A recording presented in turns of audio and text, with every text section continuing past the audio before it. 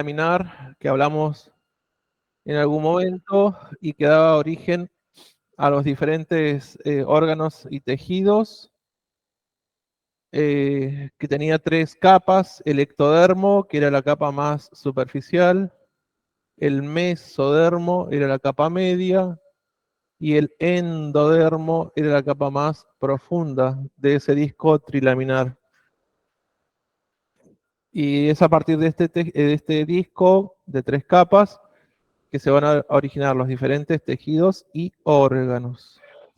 Por ejemplo, vamos a desarrollar hoy el tejido epitelial. Entonces, del ectodermo, la capa más superficial de ese disco trilaminar, va a derivar el tejido epitelial que forma la capa externa o epidermis de nuestra piel.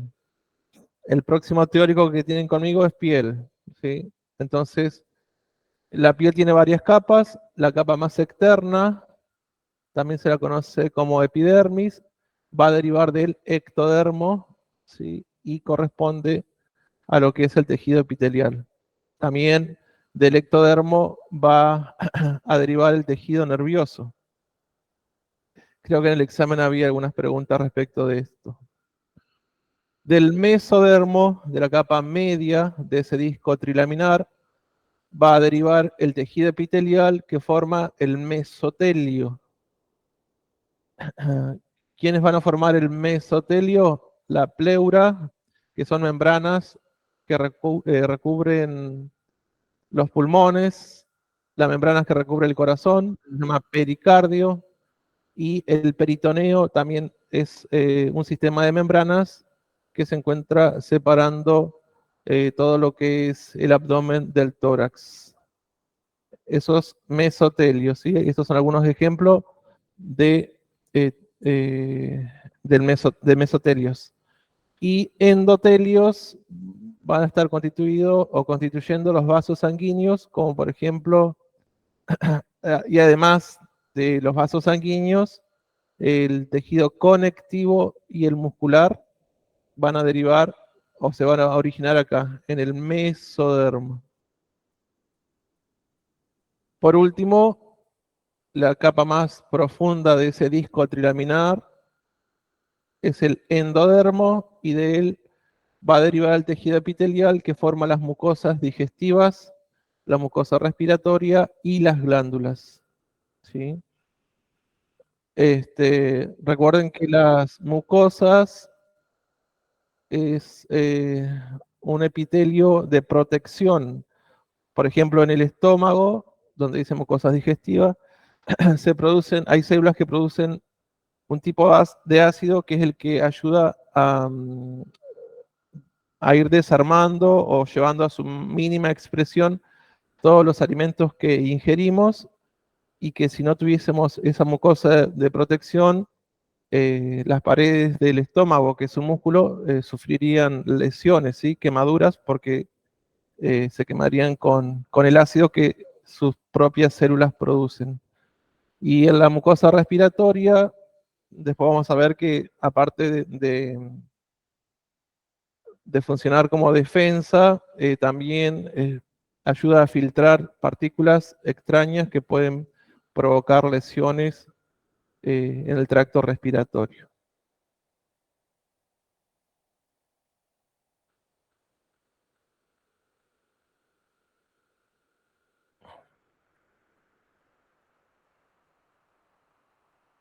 Bueno, vamos a ver los caracteres morfológicos y funcionales. El tejido epitelial es el que reviste las cavidades del cuerpo y las superficies externas, formando membranas de cubierta como la piel y de revestimiento como las mucosas, y también constituye las glándulas. Las glándulas son pequeños orgánulos que van a producir las hormonas, ¿sí? El producto que producen las glándulas son las hormonas, en la mayoría de los casos. Pero por ejemplo tenemos las glándulas sudorípadas, que van a producir sudor; las glándulas sebáceas van a producir el sebo, la grasa o los lípidos, que por ejemplo en la adolescencia, tanto las glándulas sudorípadas como las sebáceas proliferan muchísimo, por eso tenemos el acné o generalmente cuando sos joven tenés muchas glándulas sudorípadas, siempre estás como transpirado y demás. Bueno, las mucosas corresponden a superficies internas húmedas de los órganos huecos, como la mucosa respiratoria, la mucosa gástrica y la mucosa endometrial. ¿Sí? Las mucosas son un sistema también de protección, como ya les dije hoy, y que evitan que partículas extrañas puedan ingresar a estos sistemas. El meso y el endotelio, recuerdan que dijimos mesodermo y endodermo, pero de ellos eh, van a derivar el mesotelio y el endotelio, también son parte del tejido epitelial. Por lo tanto, si digo tiroides, que es una glándula, si digo mucosa gástrica, esofágica, perdón, si digo epidermis, que era la capa más externa de la piel, pleura, que es la membrana que recubre los pulmones, estoy hablando de tejido epitelial. ¿Sí? Vamos a la primera diapositiva y ahí traten de aprenderse esto. Originalmente tenemos el disco trilaminar que tenía tres capas. La más externa es el ectodermo, la media el mesodermo y la más interna el endodermo. Tienen que saber qué es lo que, en cuanto al tejido epitelial, ¿no? Qué es lo que deriva de cada una de estas capas. Características del tejido epitelial. Está constituido solamente por células. Es avascular, es decir, que no tiene vasos sanguíneos que la nutran. Se apoya sobre las membranas basales, posee lámina basal, sus células deben permanecer húmedas, se hallan cubiertas por el glicocálix y están unidas por diferentes tipos de uniones celulares que fue las que vimos en biología. Poseen polarización, es decir, van a tener un polo basal y un polo apical. Poseen microvellosidades, estereocilios, cilios y flagelos. Por ejemplo, una célula que posea flagelo son los espermatozoides, ¿sí? Es la colita que le ayuda a que ese espermatozoide pueda moverse. Los cilios también le dan motilidad a las células, sobre todo estos cilios van a ser importantes en el tejido respiratorio porque van a ser los que van a ayudar a sacar las secreciones desde los pulmones hacia el exterior para poder expectorar, ¿sí? Y las microvellosidades, la función que tienen es de aumentar la superficie de absorción.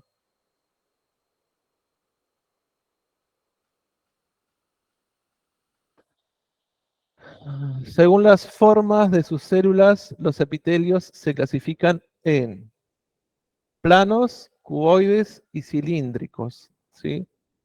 Esas son las tres principales formas de los epitelios, o de clasificar los epitelios. Planos o escamosos, cuboides y cilíndricos. Los planos o escamosos son células aplanadas, poligonales, dispuestas en mosaico, como los que tenemos acá en el piso. Cuboides, sus células se asemejan a un cubo, pero tienen formas hexagonales. Y los cilíndricos son células hexagonales, adaptadas entre sí, pero más altas que anchas, y están unidas por uniones de tipo ocluyentes y adherentes. Acá tenemos un esquema de los epitelios, ¿sí? De la clasificación de epitelios: plano o escamoso, cúbico o cuboidal, y el cilíndrico o columnar. Estas son las tres formas en que se clasifican los epitelios, ¿sí? Plano, cuboide o cilíndrico.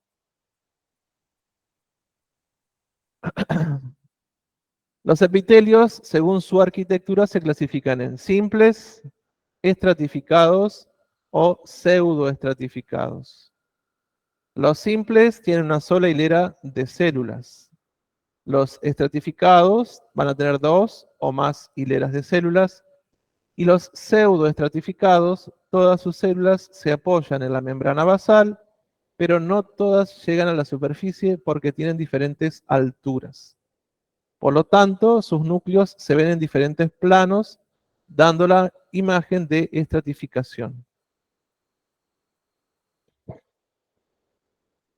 Entonces, dijimos los simples.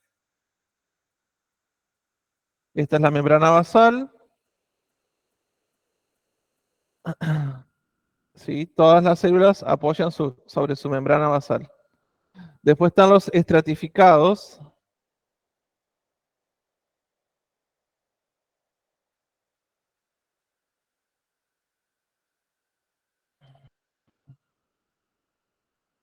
Donde no todo el polo basal de esa célula va a apoyar sobre la membrana.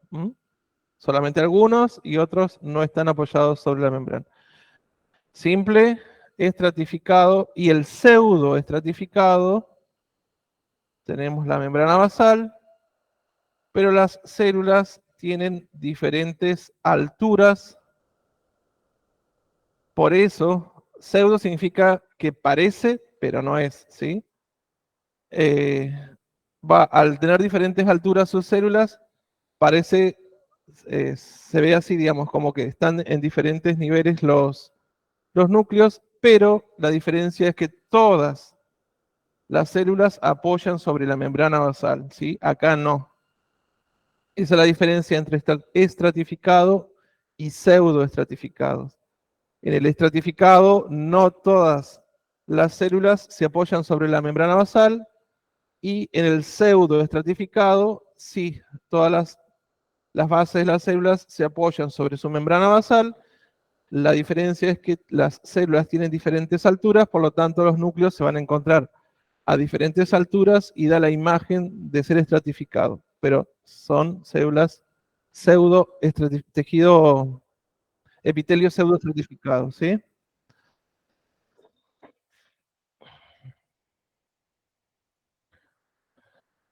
Bueno, ahora a su vez, dentro de los epitelios simples, ¿se acuerdan? Epitelio simple, estratificado y pseudoestratificado. Dentro de los simples vamos a encontrar epitelio escamoso, epitelio cuboidal o cuboide y cilíndrico. Esos pertenecen a los simples, ¿sí? Tienen una sola capa de células, ¿sí? Que se apoyan sobre la membrana basal. Esta única capa de células puede ser escamoso o plano, cuboide o cilíndrico. Dentro de los estratificados vamos a encontrar escamoso no queratinizado. Vieron que acá no todas las células apoyan sobre la membrana basal, sino que hay un montón de células que no están apoyando sobre la membrana basal. Esto pertenece al tipo de los epitelios estratificados. Y dentro de los estratificados tenemos el escamoso o plano no queratinizado, perdón, estratificado no queratinizado, el cuboide, que tiene más de una hilera de células, ¿sí? Y solamente algunas apoyan sobre la membrana. Y bueno, estos son, lo vamos a ver después, es el epitelio de transición, como por ejemplo las células de la vejiga. Cuando la vejiga está vacía, las células están más redonditas, eh, con mayor volumen. Cuando la vejiga se carga, se llena, esas células se van a aplastar, porque la presión del líquido que contienen hace que esas células se estiren, ¿sí? ¿Ven la diferencia entre una vejiga vacía y una vejiga más llena? Ese es el epitelio de transición o epitelio transicional. Después teníamos el epitelio queratinizado dentro de los estratificados, ¿no? teníamos escamoso no queratinizado y queratinizado. El cuboidal y el cilíndrico. Recuerden, originalmente dijimos que había tres: el escamoso o plano, el cuboide y el cilíndrico. Eso es según la forma de las células. ¿Mm? Plano o escamoso, cuboides y cilíndricos.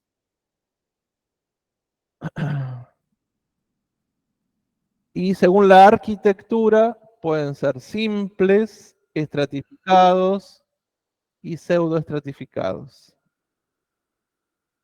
Dentro de los simples, o sea, una sola hilera de células, tenemos el escamoso o plano, el cuboidal y el cilíndrico. Y dentro de los estratificados tenemos el queratinizado, el no queratinizado, el cuboidal y el cilíndrico.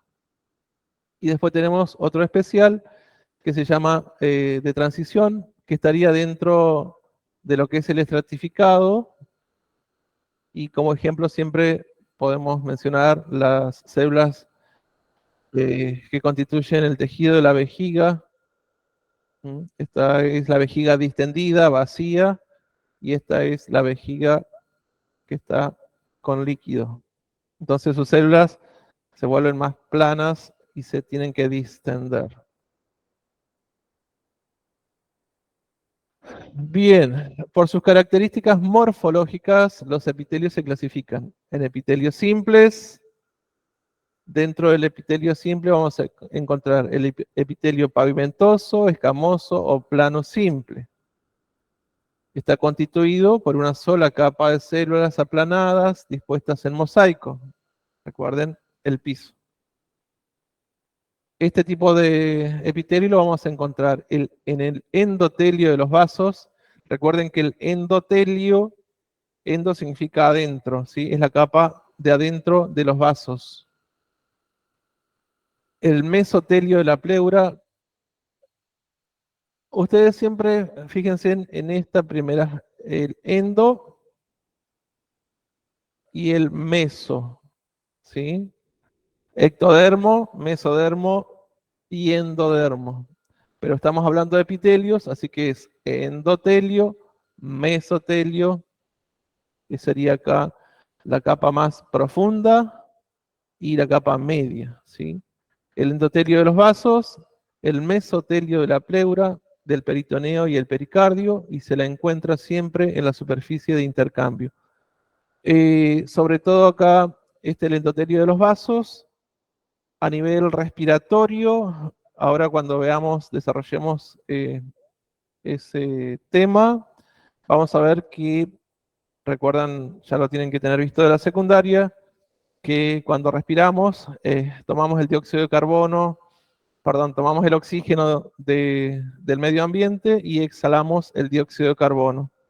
Ese intercambio se hace a nivel de los pulmones, a nivel de los alveolos pulmonares específicamente, y está en relación también con los vasos, ¿sí?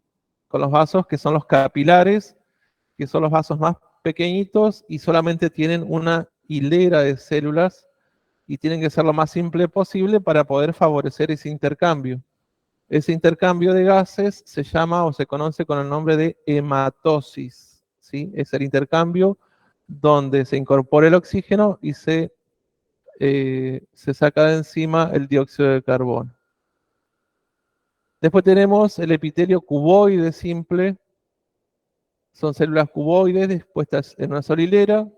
Este tipo de epitelio lo vamos a encontrar en las tiroides, en la superficie del ovario, en los conductos glandulares de las mamas. El epitelio cilíndrico simple son células altas dispuestas en una sola hilera, como en el intestino delgado y el grueso, la vesícula biliar y la superficie de la mucosa del estómago. Recuerden que siempre va a haber estas tres clasificaciones: el plano o escamoso, el cuboide y el cilíndrico, ¿sí? Son la primera clasificación que vimos ahí.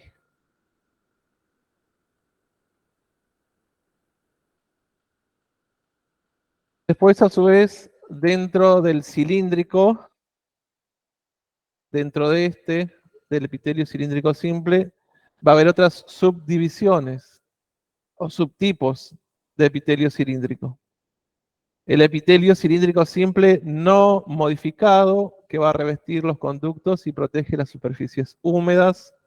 El epitelio cilíndrico simple secretor, todas las células producen moco y tienen citoplasma claro, como las células del estómago. Ese moco que hace mención acá es lo que protege de lo que yo les comenté hoy. Hay células del estómago que van a secretar ácido para poder disolver la materia orgánica que vamos a incorporar con los alimentos. Entonces, si no estuviera ese moco protector, el estómago, las paredes del estómago se lastimarían, ¿sí? Entonces, este tipo de epitelio cilíndrico simple va a producir un moco y la característica es que tienen citoplasma claro, como por ejemplo vamos a encontrar ese tipo de epitelio simple secretor en el estómago y el canal endocervical del cuello del útero. El epitelio cilíndrico de células secretorias y absortivas se las puede encontrar en el intestino delgado, intercaladas con células caliciformes. Estas células caliciformes son las células que van justamente a producir moco. Las células absortivas poseen microvellosidades para aumentar su superficie de absorción, es lo que yo les comentaba hoy. Que aparte de pliegues, porque no es lo mismo tener un tejido liso que un tejido con pliegues.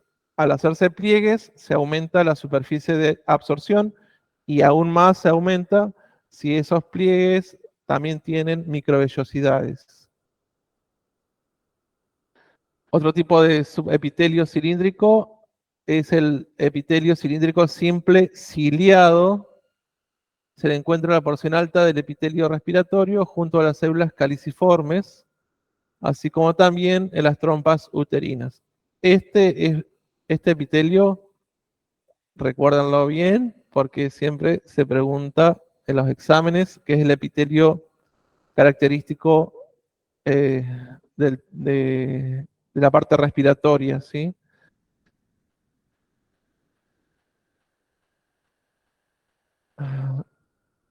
Perdón, era el epitelio cilíndrico ciliado pseudoestratificado con células caliciformes. Este largo es el que tienen que tener presente. Corresponde a las vías respiratorias, los cilios mueven el moco hacia arriba y cuya función es de barrido o limpieza. Este es el epitelio característico del tracto respiratorio. Epitelio pseudoestratificado, cilíndrico ciliado, con células caliciformes.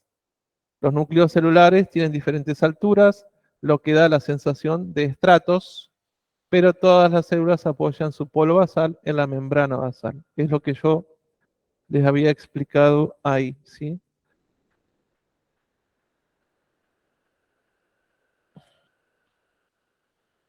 También tenemos otros epitelios estratificados, como el epitelio plano estratificado, no queratinizado. Son capas sucesivas de células. Las más profundas son cilíndricas, mientras que por encima se hacen poliédricas, y las más superficiales son planas. Se encuentran en todos los órganos sometidos a presión o desgaste. Se las encuentra en la boca, en el esófago, en la laringe y el tracto genital inferior femenino. Y el epitelio cilíndrico estratificado, los grandes conductos glandulares donde se necesita cierta absorción de líquidos desde la superficie.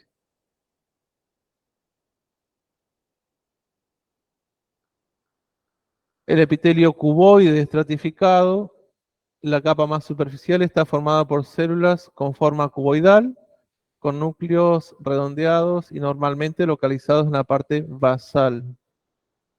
El número de estratos o capas de células es escaso, típicamente 2 o 3. El epitelio plano estratificado queratinizado es la piel, como ejemplo de este epitelio, con su capa externa superficial de queratina protectora, impermeable al agua y a las bacterias. Recuerden que la piel es un órgano. De hecho, es el órgano más extenso que posee el cuerpo humano y es la primera barrera de defensa. Sobre todo, por ejemplo, con los rayos UV, que producen cáncer. La piel reacciona estimulando los melanocitos, ¿sí? Que son los que nos dan ese color bronceado. Por eso no es bueno la exposición de la piel al sol. Primero por esta patología que es el cáncer de piel y después produce un envejecimiento prematuro de las células.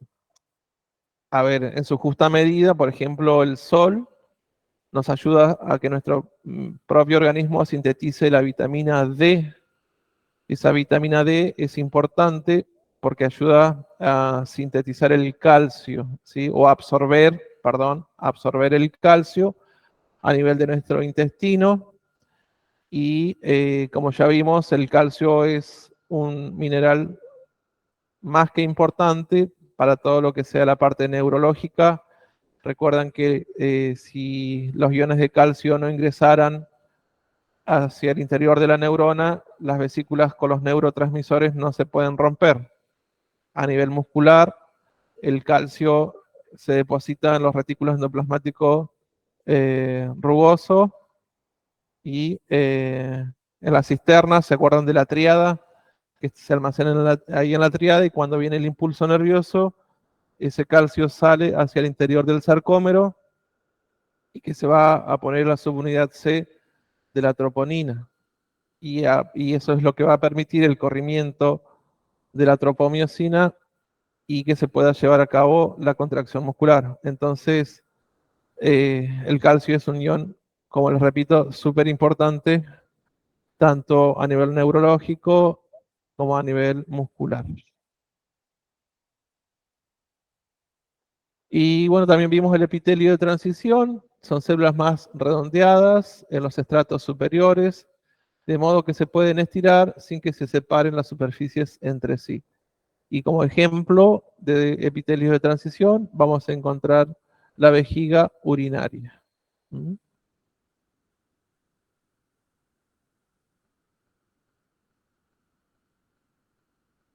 Bien, eso después, la parte de glándulas, lo van a ver con la profesora Eliana. Hasta acá llegó la parte de epitelio, que es lo que teníamos que desarrollar hoy. Otra cosa entre nos, me dijeron que la parte de biología y genética no les ha quedado muy claro, ¿no? O sea, no entienden nada de nada, desde cero tendríamos que largar. O sea, ustedes cuéntenme para que yo les pueda ayudar. Si ustedes no me dicen nada, yo... ¿Cómo?